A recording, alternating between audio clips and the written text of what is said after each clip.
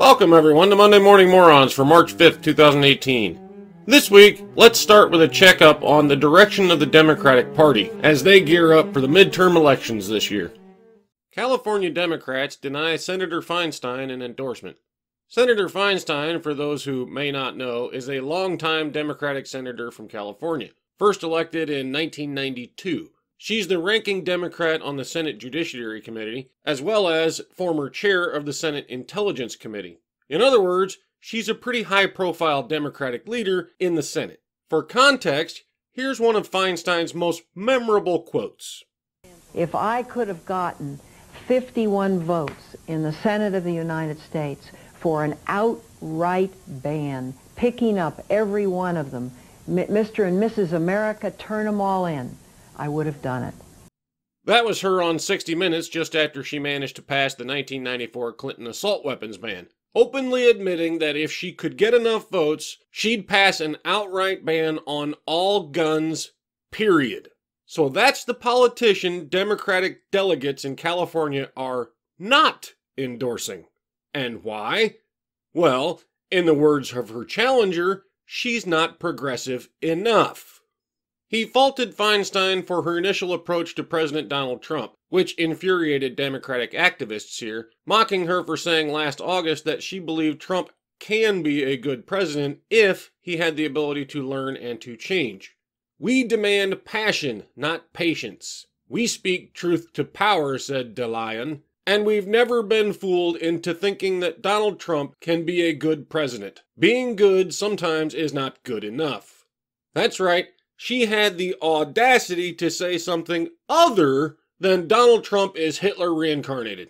He's opposed to her on a number of other things as well, and you can read all that for yourself if you like, but I'll spoil it for you. His speech was full of progressive talking points. Like this one, for example.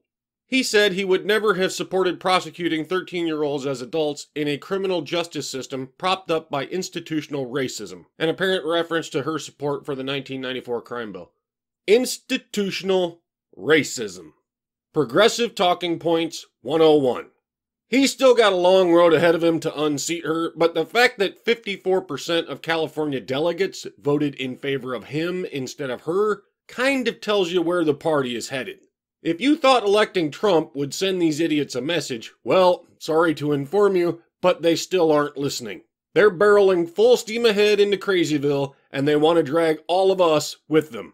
And the progressive fucktards aren't just fucking up the states either. For all the limeys across the pond, prepare your butts because your new princess-to-be wants to fuck your country too. Nothing quite like a rich, pampered, spoiled American flying across the pond to lecture you backwards hicks about your own country, huh? Referring to the #MeToo and #TimesUp movements, Merkel said there was no better time to shine a light on women feeling empowered and people really helping to support them, men included. For Merkel, the goal is not to help women find their voices, but to empower women to use the voices they already have and to encourage people to listen to them. See? Apparently, British women don't know they can talk. Thank fuck Merkel's going over there to tell them, huh? Enjoy your new princess, folks. Do us a favor and keep her, will you? Thank you. What's next, Bob?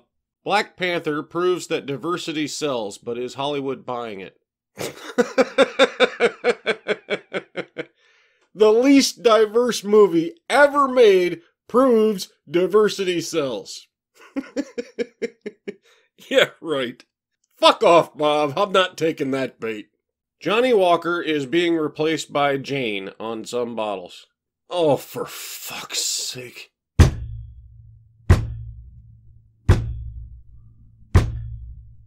As a brand that has stood for progress for nearly 200 years, Johnny Walker is proud to take this next step forward by introducing Jane Walker as another symbol of the brand's commitment to progress, it said in a statement.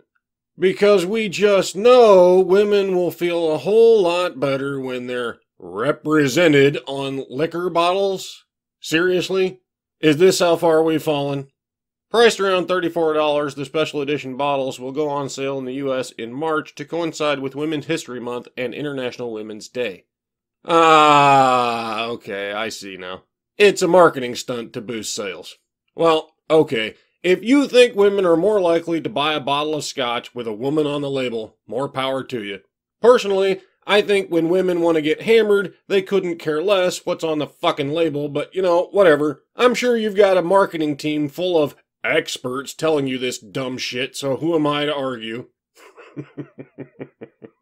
Alright, Bob, toxic masculinity time.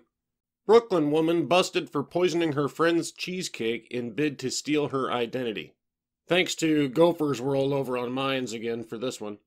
A Brooklyn femme fatale with a deadly past was busted for poisoning a look-alike friend with a tainted piece of cheesecake in a foiled plot to steal her identity, authorities charged.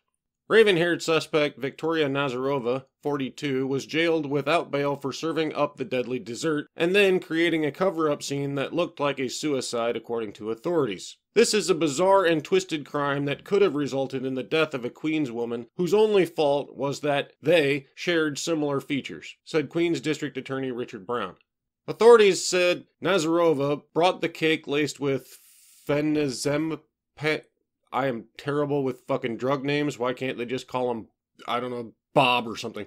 A powerful Russian-made tranquilizer when paying an August 28th visit to Olga, not even gonna try that, at her forest home. The 35-year-old, again, not gonna try it, in addition to a taste for cheesecake, shared the same complexion and dark hair as Nazarova, and both women spoke Russian. Fucked up name again, became sick and passed out after the sugary murder try, with a friend discovering the unconscious victim a day later. Authorities said T was dressed in lingerie with pills scattered around her bed in an apparent effort to convince investigators that she had committed suicide. Only after she recovered from the overdose did T discover that Nazarova had made off with her passport, employment authorization card, a gold ring, and cash, officials said. Huh. So far, I'm not seeing the toxic masculinity part in this. A test of the leftover cheesecake revealed the dessert was drugged, with authorities finally tracking the suspect down on March 20th. A Queens grand jury just returned a 10-count indictment accusing Nazarova of attempted murder, burglary, assault, reckless endangerment, and other charges. Nazarova fled to New York after dodging a 2014 murder rap in the death of Alla Alexenko, 54, whose burned body was uncovered in a Western Russian grave. Nazarova, accused of fleecing the older woman, escaped to America after seducing the lead detective in her prosecution. Once safely settled in Sheepshead Bay, Brooklyn, authorities say Nazarova enjoyed a lavish lifestyle of diamonds and furs financed by men lured into her orbit. Nazarova allegedly drugged and robbed her male victims before moving on to the next target. She has denied any part in the Alexenko murder. Ah, there we go. There's the toxic masculinity part. See, this is all men's fault. If men weren't so easily manipulated by pretty girls, then this murderer would have already been in a Russian jail before she ever had a chance to come to America. But evidently, Russian detectives are just like all men, thinking with their dicks. So she gets away with it, runs off to America, drugs and robs other men who think with their dicks, and finally gets caught when she tries to steal this woman's identity. See the pattern? She's been drugging and robbing men for who knows how long, and no one cared enough to bust her, but she robbed and attempted to kill a woman, and bam! Justice served, bitch! Because men are the privileged ones. All hail the patriarchy, huh? Okay, so what's in the funny bag this week, Bob? Woman defecates in pants to hide drugs during arrest, cops say.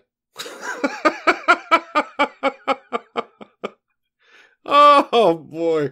Police say a Texas woman attempted to hide evidence during an arrest by defecating in her pants and using the feces to conceal drugs. Officers in Corsicana were investigating a report of a theft at a grocery store on Wednesday when they attempted to subdue a female suspect and take her into custody. Police say they placed Shannon Martin in the back of a police cruiser, where they say she intentionally defecated in her pants, then hid a crack pipe, 2.3 grams of crack cocaine, and a Valentine's Day card in her excrement. Officers had to sift through the woman's feces to retrieve the evidence after Martin was booked on charges of tampering with evidence and possession of a controlled substance.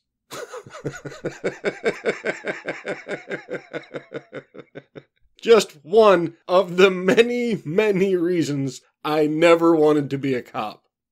A little programming note before we wrap it up. Chapter 4 of the autobiography will be a bit late. I've been working some overtime hours while they're available because, well, I like money. I'll get back to it as soon as I can. Just haven't had as much time to do it as normal. That's it for this week. Repeat the mantra: women are victims, men are oppressors, and feminism is just about equality. I'll see you all next time.